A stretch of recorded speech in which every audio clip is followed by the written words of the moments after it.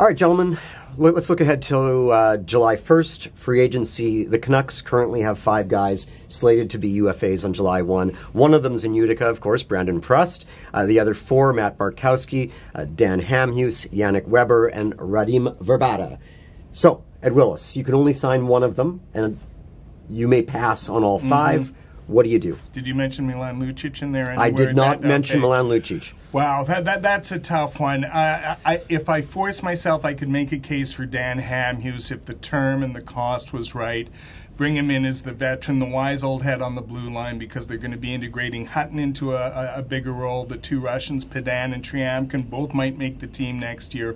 So you might want that solid veteran presence, but the dollars have to be right. Now, if you held a gun to my head and absolutely made me pick one, Matt Bartkowski, I still think there's something there. Anybody who can skate that well, and he leads, and as dreadful as he's been at times this year, he still leads all Canucks defensemen with 5 goals.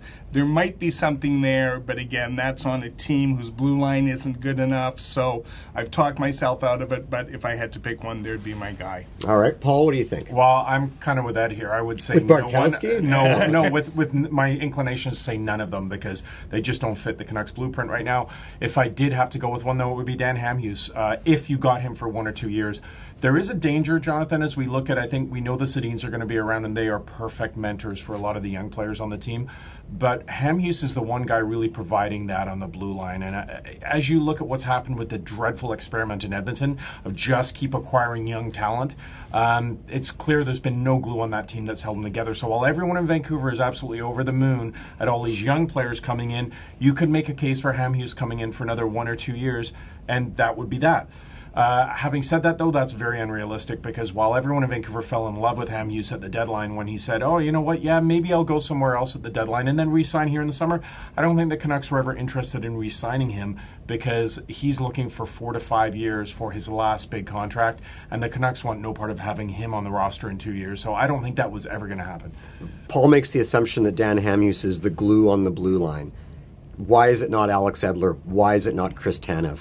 Well, the blue line is a different animal, and you need depth there, because as we've seen year after year after year, there's always injuries there, and there's usually 1 or 2 cataclysmic one that really upsets the rotation. So you're just buying an insurance policy. So again, it comes to the question, how much do you want to pay for that insurance policy?